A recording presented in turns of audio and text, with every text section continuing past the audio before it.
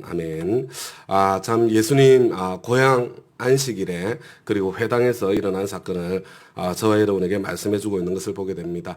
고향에 이렇게 1차 이렇게 사역을 마치고 난 뒤에 이제 고향을 방문을 하셨는데, 그런데 고향에서 고향 사람들이 이 나사렛이라는 동네가 별로 큰 동네가 아니었다고 합니다. 고고학적 발굴에 하면 아마 전체 주민이 200명도 채 되지 않았을 것이다, 그렇게 이야기하는 작은 동네거든요. 그런데 예수님을 잘 알고 있던 사람들이죠. 어떻게 성장해 왔는지도 보았던 사람들입니다. 그런데 이 참 예수님께서 막 이렇게 가르치시는, 권세 있게 가르치시고 또 거기에 능력이 나타나는 것을 보면서 온갖 많은 질문들이 생기게 되었던 것 같습니다. 이 사람은 어디에서 이런 모든 것을 얻었을까?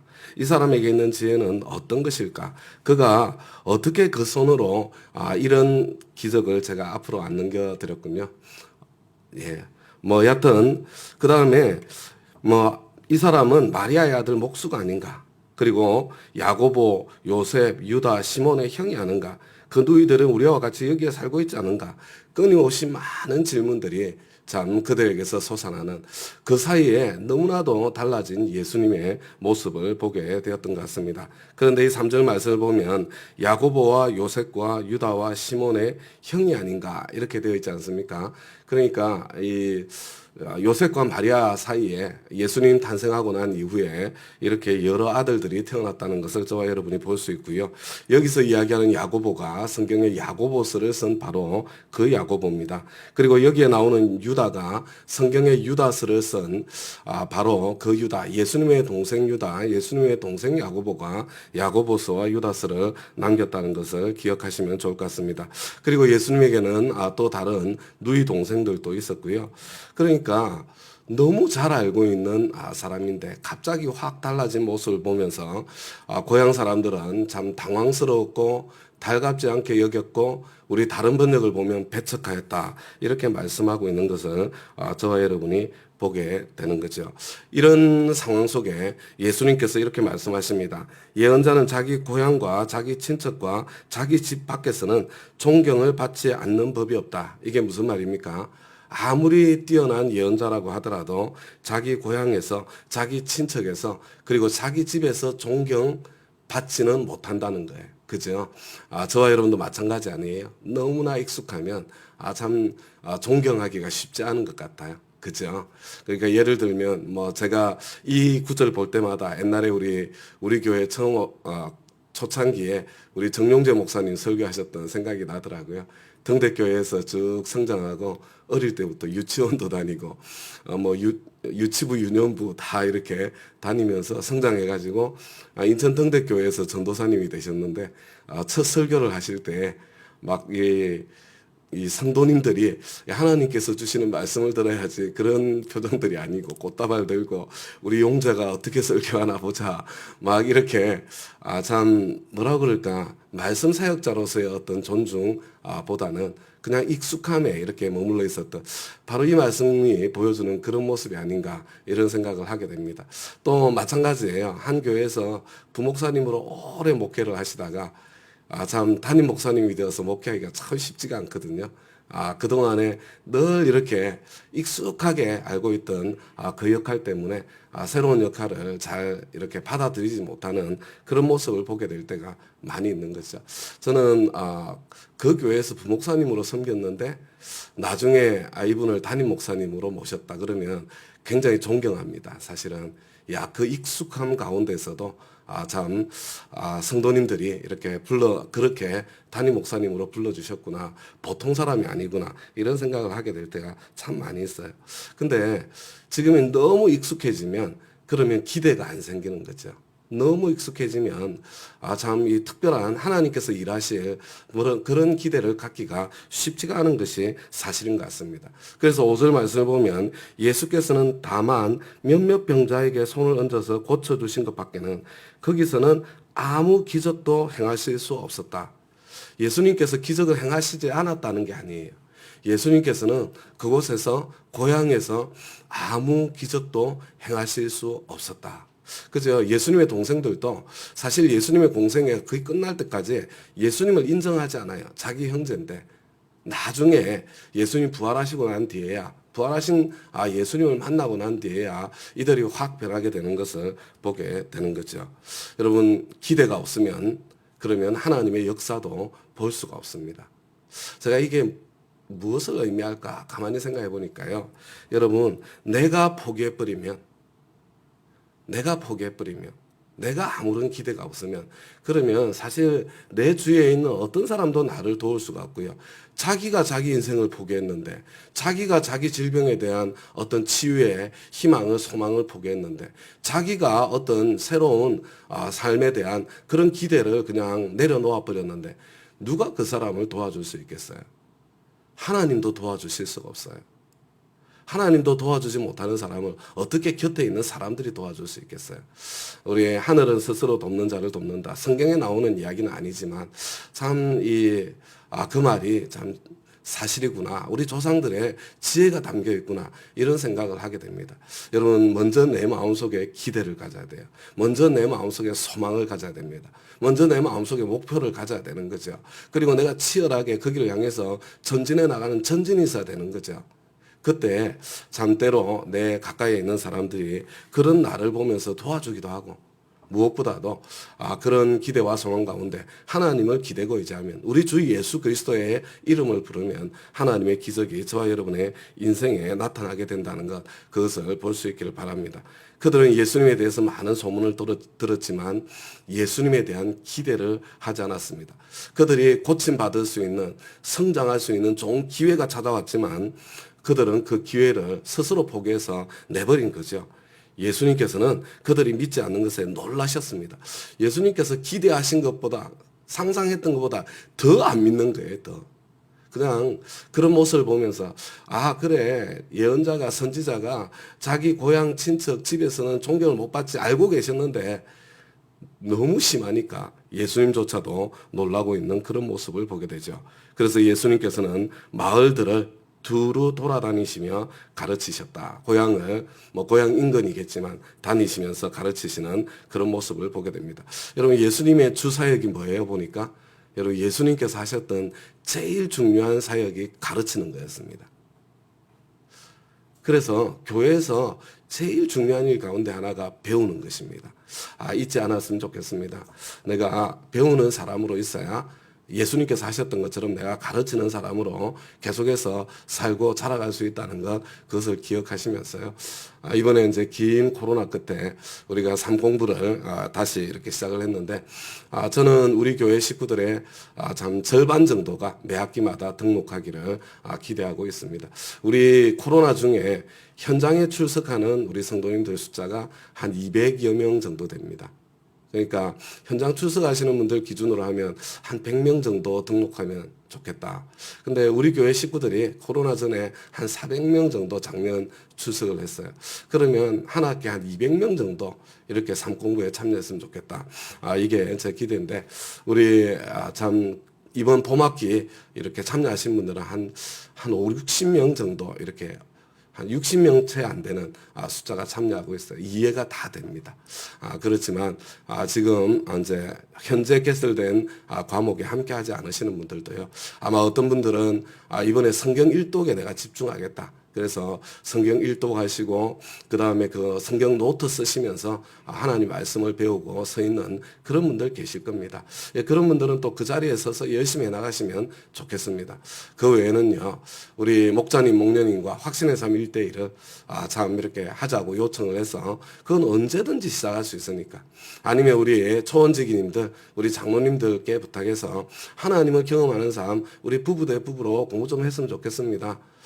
이렇게 참 부탁을 드려서 우리 곳곳에 우리 확신의 삶도, 하나님을 경험하는 삶도 이렇게 공부가 계속되어지기를, 그래서 참 우리는 배우는, 성장하는 그런 사람들이 되고, 그리고 그것을 넘어서 다른 사람을 가르치고 인도하고 섬기는 그런 사람들로까지 성장하고 자랐으면 좋겠습니다. 예수님께서 그 중에 이제 제자들을 둘씩 파송하시죠. 지금 현장 실습시키고 있는 겁니다. 이들을 참 말씀 전하는 사역자로 세워가시는 과정 속에 있는 거죠. 한 사람 보내지 않고 두 사람 보내십니다. 여러분, 저와 여러분이 약하기 때문이에요. 혼자 있을 때는 언제 쓰러질지 모르잖아요. 두 사람이라도 되어야 서로 점검해주고 서로 격려하지 않습니까? 그래서 우리 부부가 소중한 겁니다. 가족이 소중한 거죠. 목장이 소중한 겁니다. 나 혼자 나는 이번에 성경 1도 갈 거야. 이것보다요. 우리 확신의 삶 1대1 하면서 아니면 하나님을 경험하는 삶 부부와 부부가 함께 공부하면서 서로 격려하면서 그렇게 하나님 말씀도 배우고 또 서로 또 목장 식구들이 서로 격려하면서 또 우리 영혼구원하고 제자 세우는 삶도 함께 해나갈 수 있었으면 좋겠습니다. 그런데 예수님께서 이 전도대를 파송하시면서 아주 특별한 이야기를 하시죠. 너희들 길 떠날 때 아무것도 가지고 가지 마. 뭐 가지고 가라고 그랬어요? 지팡이 하나, 입고 있는 옷, 신발 신고, 그 다음에 두 벌 옷 갖지 말라고 하셨습니다. 갈아입을 옷 한 벌. 이 정도 가지고 지금 참 전도 여행, 선교 여행 떠나라는 그런 말씀이에요. 돈 가져가지 마라. 먹을 거 챙겨가지 마라. 이건 무슨 이야기입니까? 내가 책임질게. 나는 영혼 구원하고 제자 삼는 사람들의 삶은 내가 책임지는 거야. 나는 전도하는 사람들, 영혼의 가치를 알고 그 영혼 구원을 위해서 힘쓰는 사람들의 인생은 내가 책임지는 거야. 그러니까 너희들 신경 쓸 거 없어. 내가 다 공급해 줄게. 이게 지금 예수님께서 말씀하고 계시는 것입니다. 그래서 10절 말씀을 보면요. 이렇게 말씀을 해요. 어디서 어느 집에 들어가든지 그곳을 떠날 때까지는 거기에 머물러 있으라. 아무것도 없으니까 하나님께서 다른 집을 통해서 잘 것도 주시고 먹을 것도 주실 거 아닙니까? 그런데 이거 내가 어떤 동네에 들어가서 복음 전하기 위해서 딱 들어가면 처음 나를 영접하는 집이 있다는 거예요. 나를 맞아들이는 집이 있다는 거예요. 근데 그 집에 들어가면 그 동네에 있는 동안은 이 집 저 집 옮겨 다니지 말라는 거예요. 왜 옮겨 다녀요? 그 집이 찌들어지게 가난하니까. 왜냐하면요, 여러분 부자들이 착한 게 아니에요.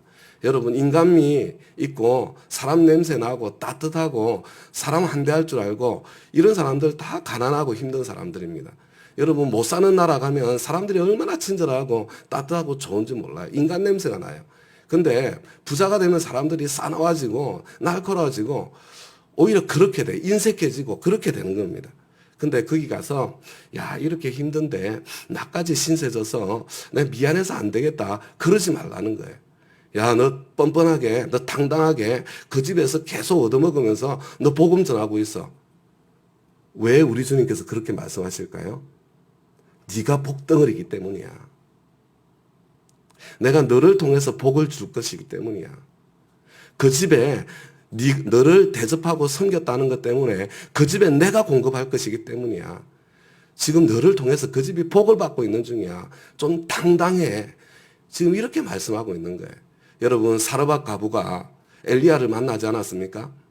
통에 가루 조금 한 움큼 기름 조금 남은 거 가지고 이제 더 이상 버틸 수 없다. 그래서 이제 아들과 마지막 떡 한 덩이 해먹고 나 죽겠다. 근데 엘리야를 맞은 거예요. 뭐라고 그래요? 저는 처음에 이해가 안 되더라고요. 도대체 어떻게 이렇게 잔인하고 뻔뻔할 수 있는가? 먼저 나한테 알겠는데 먼저 나한테 내가 먹을 떡 하나 빵 하나 구워주고 그 다음에 먹고 죽어라 그래요. 근데 여러분 아마 보통 사람 같았으면 그냥 확 그냥 신경질이 나가지고 쫓아내 버렸을 거예요. 얼마나 배고프면 이럴까? 배고픈 심정 굶어본 사람이 아는 거 아니에요? 먼저 해주잖아요. 하나님께서 그 집에 가뭄이 끝날 때까지 가루가 마르지 않고 기름이 떨어지지 않도록 하나님께서 이 엘리야를 통해서 복을 내려주시잖아요. 여러분 우리 복음 전하시는 분들, 영혼군하고 제자 세우는데 헌신하신 분들, 선교사님들, 여러분 이분들 소중히 여기고 이분들을 위해서 내가 기꺼이 내 주머니를 열잖아요. 여러분 하나님께서 복을 주십니다. 내가 복받을 기회인 거예요. 하나님께서 나를 공급하실 통로가 열리는 겁니다. 혹시 내 인생이 지금 경제적인 축복이 꽉 막혀 있다. 그런 생각이 혹시 드시면 우리 내 주위에 누가 복음에 헌신해서 살고 있나? 복음 전하는 사람들을 돌아보시면서요. 누가 실제로 영혼 구원하고 제자 세우고 있나? 요새는 이름은 전도사인데 전도 안 하는 분들 너무 많거든요. 그런 거 말고요. 야 정말 이 사람은 진짜 영혼 구원하고 제자 세우는 사람이야.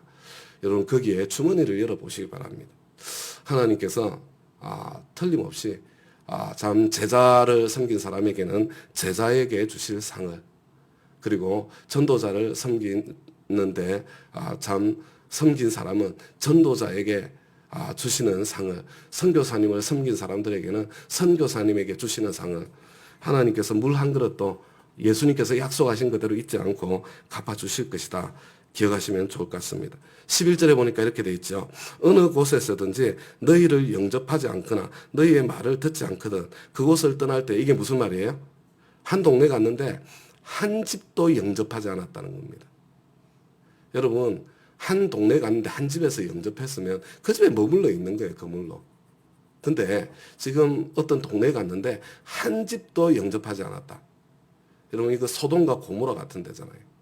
여러분, 소돔 고모라는 그래도 우리 아브라함의 조카 롯이 의인이라고 할 사람은 못 돼요. 의인이라고 할 사람은. 한 짓을 보니까. 그렇지만 그래도 손님은 대접할 줄 알았잖아요. 그죠? 근데 지금 그런 곳이라면요. 그런 곳이라면 소돔과 고모라보다 못한 동네예요. 하나님께서 심판하시겠다는 거죠. 그래서 그런 데는 그냥 어쩔 수 없다. 그냥 소돔과 고모라만 못한 동네다. 그냥 신발 떨고 돌아서라. 네 책임 아니다. 이렇게 말씀하시는 주님의 말씀을 듣게 됩니다. 제자들은 둘씩 나가면서 뭘 했어요? 회개하라 선포했습니다. 이게 뭐가 생각나십니까? 하나님 나라가 가까웠다. 회개하라. 복음을 믿어라. 예수님께서 전하셨던 그 똑같은 메시지를 선포하고 전했다는 거죠. 그리고 하나님 나라 복음의 중심에는 회개가 있다는 것입니다. 지난주에 나누었던 것처럼요. 진정한 회개는 여러분 주인 바꾸는 거예요. 내가 왕의 자리에서 내려오는 겁니다. 내 힘으로 하겠다는 그 교만한 마음을 그냥 내려놓는 거예요. 그래서 여러분, 내 영혼 구원, 내가 천당 가는 이 영역에 있어서 나는 내 힘으로 하는 거 안 된다는 거 알고 내가 그거 포기하고 내가 주님 기대고 의지하겠습니다. 이게 태어나는 믿음이잖아요. 근데 거기서 끝났어 되겠어요? 우리의 모든 삶의 영역에서 여러분 그 믿음이 성장하고 자라고 나타나야 되지 않겠습니까? 내 사업, 내 힘으로 안 됩니다. 왕의 자리에서 내려올게요. 주님 당신이 왕이십니다. 내 가족, 내 자녀 양육하는 건 내 힘으로 못하겠습니다. 주님 내 왕의 자리, 주인 자리에서 내려올 거예요. 주님께서 책임져 주세요. 여러분, 그러면서 구원받은 갓 태어난 그 사람이 한 걸음 한 걸음 성장하고 자라가는 거 아니에요? 회개는 한 번 일어나는 것이 아니라, 그죠? 어쩌면 계속해서 반복해서 우리 인생에서 내가 주인된, 내가 왕의 자리에 서 있는 것을 하나님께서 깨닫게 하시고 보여주실 때마다 그 왕의 자리에서 날마다 내려오는 그런 회개가 계속되어야 되지 않겠어요? 이게 이들이 첫 번째 선포했던 그저 가르치는 일이죠. 예수님께서 하셨던 그 일입니다. 그리고 두 번째는 귀신을 쫓아내고 수많은 병자에게 기름을 발라서 병을 고쳐줬다. 이게 무슨 이야기입니까? 이건 하나님 나라가 왔다는 사인이에요. 하나님 나라가. 예수님은 왕이신데 이 세상만 통치하시는 왕이 아니시구나. 영적인 세계까지 통치하시는 왕이시구나. 귀신 쫓겨나가는 거죠. 예수님께서는 이 질병도 통치하시는 왕이시구나. 질병이 쫓겨나가는 거죠. 예수님께서는 파도도 잔잔케 하시는 왕이시구나. 자연세계도 지배하시는 진짜 하나님이신 왕이시구나. 그걸 보여주는 증거가 계속해서 이렇게 나오는 거죠. 우리가 예수를 왕으로 고백하고 모시고 살아가는 인생 가운데 예수님께서 그래, 내가 그 왕이다. 네 사업의 왕이고 주인이고 네 자녀들의 왕이고 주인이고 네 가정의 왕이고 주인이고 내가 책임질게. 내가 이 상황을 네가 하는 그 프로젝트와 사업의 왕이고 주인이고 내가 어떻게 하는지 내가 너한테 보여줄게.